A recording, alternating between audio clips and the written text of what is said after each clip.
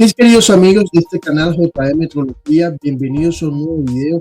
Hoy vamos a hablar sobre lo que es la medición de flujo, lo que es el número de Reynolds y cómo puedo utilizar el número de Reynolds para seleccionar un instrumento de medición. Vamos a tener conceptos aplicados, vamos a ver el tema de mecánica de fluidos, vamos a ver el tema de lo que es la medición de flujo, vamos a ver algunos instrumentos que se utilizan para la medición de flujo y sobre todo vamos a tener un ejemplo práctico que te va a ayudar a seleccionar un instrumento de medición a partir del número de Reynolds. Quédate hasta el final. Si tienes alguna pregunta, déjalo en los comentarios o me puedes contactar a mi correo electrónico, a mi email, jmmetrología@gmail.com. Listo. He preparado unas diapositivas. Vamos a entrar en materia para mostrarte lo que hemos preparado para ustedes en el día de hoy. A ver, vamos a hablar un poco de la metrología en la industria de petróleo y por qué me enfrasco en la industria de petróleo, porque es una de los sectores más importantes en términos energéticos, en términos de Latinoamérica. Hemos sabido recientemente de algunas noticias políticas que han impactado nuestra región y por eso es importante que la metrología esté al tanto, esté caminando en torno de lo que pasa a nivel latinoamericano, a nivel continental, a nivel mundial. Por eso te quería enseñar o te quería mostrar para qué sirve la metrología o cómo se utiliza la metrología. Un ejemplo muy clave, lo que hemos escuchado típicamente como el número de Reynolds. Hemos hablado o se ha escuchado en la industria que el Reynolds es 10.000, es 100.000, es 200.000, es 1.000.000. ¿De qué se trata eso? Entonces, te quiero mostrar acá, por ejemplo, en estas diapositivas, vamos a aprender qué es el número de Reynolds, cómo impacta eso en la metrología, cómo usar el número de Reynolds para seleccionar un medidor de flujo. Lo primero que te quiero comentar o que te quiero transmitir es que el concepto del número de Reynolds está asociado a una relación entre fuerzas de inercia y fuerzas viscosas. Por ejemplo, vemos acá en el numerador, tenemos que densidad por velocidad por diámetro sobre la viscosidad dinámica. Es una fórmula clásica del número de Reynolds, pero ojo, esto es válido para un ducto circular. Podemos observar que este diámetro que te estoy mostrando acá en el numerador es el diámetro interno de ese ducto circular. Si nosotros tenemos, por ejemplo, el transporte de un fluido en un ducto cuadrado o en un ducto con superficie libre, seguramente la ecuación va a variar, ¿ok? Pero el concepto del número de Reynolds como tal no varía. Es un parámetro adimensional que relaciona, como te había comentado, fuerzas de inercia sobre fuerzas viscosas. A ver, la parte de la densidad del fluido es una característica del fluido. La viscosidad cinemática es una característica del fluido. Ahora, lo importante acá es conocer, por ejemplo, la velocidad, porque la velocidad es un parámetro fundamental para poder determinar el número de Reynolds y obviamente el diámetro interno. ¿Qué significa, por ejemplo, tener un número de Reynolds menor a 2300? Significa que tienes velocidades bajas, significa que el flujo es laminar. Y una de las aplicaciones más importantes del número de Reynolds está asociada exactamente a determinar el régimen del flujo. Si es laminar, si es transicional o está en un estado de transición a la turbulencia o si es completamente turbulento. Bien. Ahora, si es laminar, lo que se tiene es un número de Reynolds típicamente por debajo de 2300. Como te había comentado, velocidades bajas. Tú vas a poder observar lo que se llaman líneas de corrientes. Vas a poder determinar como la continuidad del flujo de una manera visible. Incluso en el experimento que hizo Reynolds hace muchísimos años, eso se pudo evidenciar experimentalmente. Cuando ese flujo empieza a aumentar su velocidad típicamente, empieza a aumentar el número de Reynolds, pasar a 2500, 3000, empieza lo que se llama un estado de transición, es decir, el flujo pasa de régimen laminar a un régimen turbulento. Ahora, en ese estado de transición hay estudios asociados a la turbulencia determinística que confirman que ya se encuentra, digamos, turbulento. Es decir, muchos de los estudios de la turbulencia propiamente se realizan en la transición, cuando hay una geometría determinada de algunas características propias de la turbulencia y ahí ya pues se empieza a determinar o se empieza a estudiar lo que son, digamos, algunas formas asociadas a la turbulencia. Después podemos hacer otro video donde expliquemos lo que es turbulencia determinística y las formas asociadas a ese proceso. Pero digamos que por el momento quedémonos que el número de Reynolds pasa de 4000 y ya se tiene un flujo completamente turbulento, donde las líneas de corriente ya no son características, donde hay mucha disipación de energía, donde hay lo que se conoce como un caos en términos del flujo, en términos de la velocidad del flujo. Entonces es muy difícil estudiar el flujo en ese tipo de Reynolds tan altos. Entonces por eso es que la turbulencia típicamente se estudia en la transición. Bien, ahora, lo importante acá es que podamos ver, por ejemplo, esta parte. Déjenme y les comento acá, les muestro. Miren acá. Típicamente lo que estamos mostrando acá es que se tiene un ducto circular y la velocidad del fluido, es decir, lo que se conoce como el perfil de velocidad, es un parámetro fundamental o es una, digamos, característica fundamental para poder medir correctamente el flujo. Es decir, la medición de flujo no se trata solamente de colocar un medidor, sea un Coriolis, sea una placa orificio, sea un medidor ultrasónico o sea un medidor tipo turbina para medir el flujo. No, tú tienes que conocer el proceso físico, tú tienes que conocer cuál es la física del problema, tú tienes que conocer el líquido, tú tienes que tener conceptos asociados a la mecánica de fluidos para poder seleccionar correctamente un medidor de flujo. Bien, vemos acá en esta primera imagen que, digamos así, cada flechita o cada vector de velocidad determina la velocidad del fluido en ese punto. Podemos observar que las mayores velocidades en un ducto circular se encuentran en el centro del ducto cuando tenemos un flujo laminar. ¿Por qué pasa esto? Porque cuando se tiene, digamos, el fluido está cerca a la pared del ducto, se tiene una resistencia del ducto, es decir, hay una condición de no deslizamiento, el fluido no desliza. Las partículas que se encuentran adheridas a la pared del ducto tienen velocidad cero. A medida que el fluido se va separando de la pared y va acercándose al centro o a la línea central de desplazamiento, su velocidad va aumentando, y luego cuando se va acercando al otro extremo de la pared, es como que las capas del fluido van sintiendo la resistencia que se encuentra en la pared opuesta y la velocidad va disminuyendo. Y se tiene un perfil de velocidad como el que es mostrado en esta figura. Bien, ahora miren acá, se tiene acá la velocidad constante, el perfil de velocidad es constante. ¿Qué pasa cuando el flujo es completamente turbulento? Ahí ya no se tiene un perfil de velocidad claramente definido, es todo completamente caótico desde el punto de vista, digamos, de la velocidad.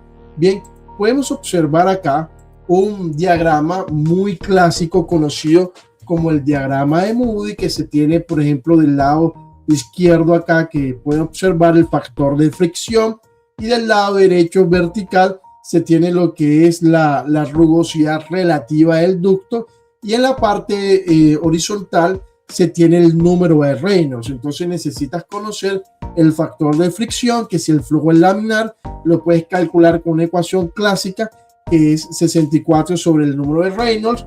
Tienes acá la rugosidad relativa, que depende obviamente de la rugosidad del ducto nuevo, si se quiere, sobre el diámetro interno.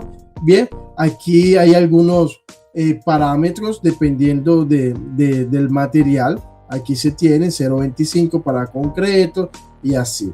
Y acá el número de Reynolds, miren que es calculado de densidad, velocidad por diámetro sobre viscosidad dinámica. Bien, entonces, por ejemplo, si yo tengo un número de Reynolds en torno, o por ejemplo, tengo un factor de fricción en torno de 0.03, bien, y tengo acá, por ejemplo, un número de Reynolds de 10 a la 5, yo puedo hacer un cruce acá entre el número de Reynolds de 10 a la 5 y 0.03, y aquí yo puedo encontrar si mi flujo efectivamente va a estar en en la zona de turbulencia. Bien, entonces, ¿qué sucede? Miren acá yo tengo una zona laminar, tengo una zona de transición y tengo una zona de turbulencia.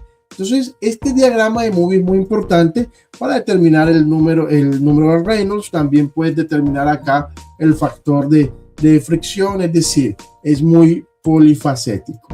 Aquí hay algo muy importante que también tenemos que conocer, que es el perfil de velocidad. Bien, sucede que cuando el flujo va entrando al ducto, se tiene un perfil de velocidad que es un perfil parabólico, como se encuentra en esta figura. A medida que va avanzando, se tiene, digamos que ese perfil parabólico, él va cambiando, él va desarrollándose, él va avanzando. Va a llegar a un punto de la región del ducto donde ese perfil ya no cambia más. Véanlo acá en esta curva grande que se encuentra acá. Eso es lo que se llama como perfil completamente desarrollado. El perfil de velocidad no cambia más. Sucede que desde la entrada del ducto hasta que el perfil de velocidad no cambia más, esa zona se llama zona de desarrollo hidrodinámico. Es una zona o una región lineal donde el perfil de velocidad se va desarrollando y a partir de ese perfil ya no cambia, a partir de esa distancia, ya no cambia más hasta que obviamente pasa a la zona de transición y posteriormente a la turbulencia. ¿Por qué es muy importante esto? Porque lo ideal es que el medidor de flujo se encuentre en la zona donde el perfil se encuentra completamente desarrollado, porque ese perfil es constante, porque la velocidad es constante. Entonces, esa integral del flujo es mucho más fácil de resolver. Sería lo ideal. No siempre sucede así, no siempre es posible así, pero en la medida de las posibilidades sería muy interesante que el medidor de flujo se encuentre en la zona donde el perfil se está completamente desarrollado. Bien, ¿alguna pregunta, algún comentario? Ves dejándolo acá debajo en la caja de comentarios. Sigamos acá. ¿Qué pasa? El número de Reynolds en la metrología, ¿en qué impacta eso? Porque eso es importante. Hay un principio fundamental, digamos, en temas de metrología, que la exactitud de un medidor depende de que el perfil de velocidad sea predecible, sea estable. Obviamente, eso, como ya lo explicamos, está asociado al perfil de velocidad que no cambia más. Ahora, ¿por qué el número de Reynolds es importante en temas de metrología? Te preguntarás. A ver, nosotros no medimos un flujo ideal, nosotros medimos un flujo real. Infelizmente, como les mencionaba, no siempre el medidor de flujo va a estar en la zona donde el fluido, donde el perfil de velocidad está completamente desarrollado. No. ¿Por qué? Porque hay lo que se llama, digamos, en la mecánica de fluidos, pérdidas localizadas, es decir, pérdidas de energía localizada. Hay codos, hay curvas, hay válvulas, hay bombas, incluso el propio trayecto, el diámetro interno, la longitud del ducto. Todo eso va generando cambios de temperatura, todo eso va generando cambios en las propiedades físicas del fluido, claramente. Entonces, el número de Reynolds está asociado, digamos, como les mostré, a la velocidad, el diámetro, la densidad, la viscosidad, y de alguna manera ayuda a calcular o determinar una velocidad real también del fluido, porque por ejemplo, si tú quieres garantizar un número de Reynolds mínimo, entonces a partir de la ecuación tú puedes determinar cuál sería la velocidad del fluido. Ya vamos a hacer un ejemplo ya en términos matemáticos para que vaya quedando mucho más claro. Hay algo muy importante que tengo que decirte en el tema de la medición de flujo. Nosotros podemos utilizar, por ejemplo, placa orificio, Venturi, tobera, turbina, vórtice, y cada uno de ellos es sensible al número de Reynolds. Por eso no podemos simplemente seleccionar un medidor de flujo y obviar cuál es su sensibilidad al número de Reynolds. Para eso sería importante, por ejemplo, análisis de incertidumbre. Más adelante podemos hacer un ejercicio sobre sobre cómo se hace el análisis de incertidumbre, pero es muy importante, dependiendo del medidor, poder hacer un análisis en términos del coeficiente de sensibilidad, calculando las derivadas parciales y poder determinar cuál es la sensibilidad de un medidor de flujo al número de Reynolds, cuál tiene un mayor impacto, cuál tiene un menor impacto. Eso se puede hacer. Por ejemplo, yo te puedo decir, los medidores ultrasónicos son poco sensibles al número de Reynolds. Por eso es que los medidores ultrasónicos son muy utilizados en lo que tiene que ver con transferencia de custodia. Bien, muy utilizados en lo que tiene que ver con mediciones de alta precisión, de alta exactitud, porque es poco sensible a las variaciones del número de Reynolds. Ahora, por ejemplo, medidores electromagnéticos también son muy estables a esas variaciones. Bien, hay algo importante que tenemos que decir en este momento sobre la medición de flujo. La medición de flujo depende del líquido. Si es gas, si es líquido, también depende del gas, de la composición del gas. Es decir, a pesar que de manera macro, el concepto básicamente es conocer la velocidad del fluido. Esa velocidad del fluido depende de un perfil de velocidad, y ese perfil de velocidad depende claramente de muchas cosas, de la rugosidad del ducto, de las propiedades termodinámicas del fluido, de las propiedades hidráulicas que en ese momento se están teniendo en el fluido, del perfil térmico, el perfil de velocidad, de si el medidor está calibrado, si no está calibrado, cuál es el factor de cobertura, cuál es la incertidumbre expandida, cuál es la incertidumbre combinada, cuáles son esos agentes meteorológicos que hacen parte de ese proceso de medición. Es decir, con qué laboratorio lo calibraste a nivel nacional, lo calibraste a nivel internacional. Mis queridos amigos, son muchos los factores que hay que tener en cuenta en la medición de flujo, que básicamente, ¿qué es medir flujo? Consiste en cuantificar un volumen, la masa o la velocidad de un fluido en movimiento, bien, bajo condiciones específicas de presión y temperatura, utilizando obviamente medidores calibrados y, muy importante, que sean trazables al Sistema Internacional de Unidades, a patrones meteorológicos debidamente calibrados. Bien, eso es lo importante en la medición de flujo. La medición de flujo es muy importante, además, a ver, les cuento, en el tema de transacciones comerciales. Les puedo colocar un ejemplo. Se me escapa. Ayúdenme en los comentarios. En Brasil se tiene un gasoducto que va de Bolivia a Brasil. Ahí es muy importante la medición de flujo del gas. Claramente, transferencia de custodia. A partir de la medición de flujo se toman decisiones técnicas, decisiones económicas en la metrología industrial. Por ejemplo, pienso ahorita en la industria aeronáutica. La medición de flujo, por ejemplo, del combustible que lleva el transporte, que lleva el avión, perdón. Calibrar ese medidor de flujo es una responsabilidad social, una responsabilidad económica, una responsabilidad con el mundo.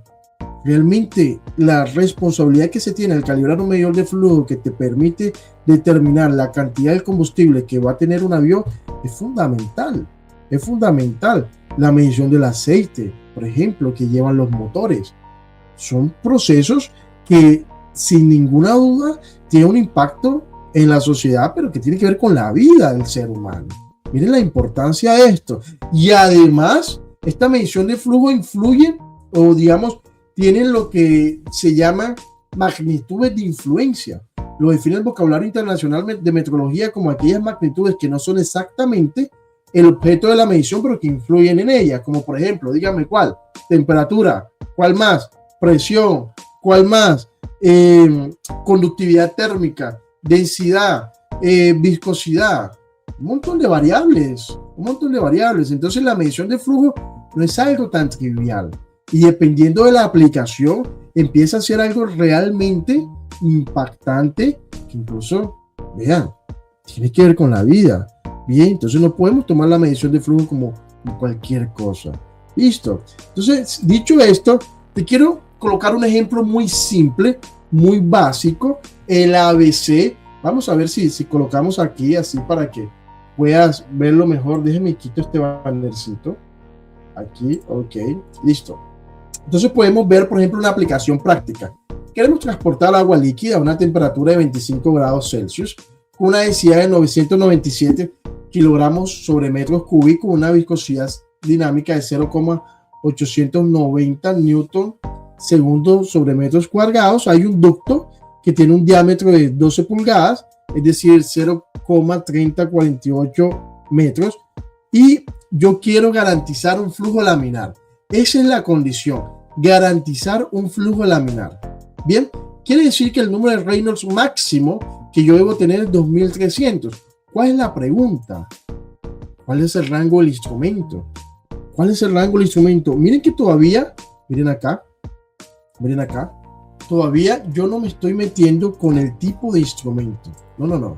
Todavía no me estoy metiendo con el tipo de instrumento, sino con el rango del instrumento. Algo, lo básico de lo básico. ¿Ok? Entonces, veamos acá. Vamos a colocar nuevamente así.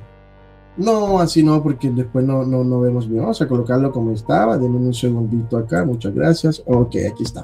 Vean, entonces, ¿qué sucede? Lo primero que nosotros tenemos que determinar es cuál es la velocidad máxima que debe tener ese fluido de tal manera que me garantice un número de Reynolds máximo de 2300. Yo parto de mi ecuación. Reynolds es igual a densidad, velocidad, diámetro sobre viscosidad dinámica. El diámetro lo tengo, la viscosidad dinámica la tengo, la densidad la tengo por el fluido y el número de Reynolds es 2300. Listo. ¿Qué sucede? De aquí yo despejo la velocidad, que va a ser igual al número de Reynolds por la viscosidad dinámica dividido entre la densidad por el diámetro. Hago las ecuaciones matemáticas del caso y me da una velocidad de 6,74 metros sobre segundo. Ok. Es una velocidad típica, una velocidad baja para números de Reynolds bajos, menos de 2300, flujo laminar, muy bien. Pero no queda ahí. Ahora yo tengo que partir de la ecuación, aquella integral del Q, la velocidad, el área, ¿cierto? Yo tengo que calcular eso. Entonces, como yo digo que esa velocidad es constante, es una de las hipótesis fundamentales, claramente, bien, entonces utilizo esta ecuación. Bien, que el flujo es igual al área por la velocidad, donde el área aquí es igual a pi cuarto por diámetro al cuadrado. Bien, y el flujo aquí va a ser igual. Pues yo obviamente yo voy a reemplazar esta área aquí en mi primera ecuación, ¿ok? Y voy a poder determinar el flujo en función del diámetro y de la velocidad que ya calculé. Una velocidad que me garantiza un número de Reynolds máximo de 2300. Bien, calculando el flujo, hago las ecuaciones, después ustedes verifiquen si los cálculos están bien hechos. Yo creo que sí, pero si no, déjalo en los comentarios. José, mira, te equivocaste, esto, aquello. Ok, no pasa nada. La importancia de este video es que puedas entender la metodología. Ok, entonces aquí yo tengo un flujo que es igual a 1770,48 metros cúbicos por hora o sobre horas. Bien, ¿qué pasa? Yo puedo obtener un rango de ese instrumento en torno de 0 a 2000 metros cúbicos por hora. Lo único que yo sé es que si lo tengo a 1770 está, digamos, al límite. Digamos que yo puedo escoger 2000. Si quieres estar más tranquilo, tómalo al 50%. Si quieres sobredimensionar, coloca el doble, que ya es demasiado. Bien, yo creo que al 50% es un valor bastante lógico. Bien, obviamente va a depender del costo, va a depender de la facilidad para colocar el instrumento, etcétera.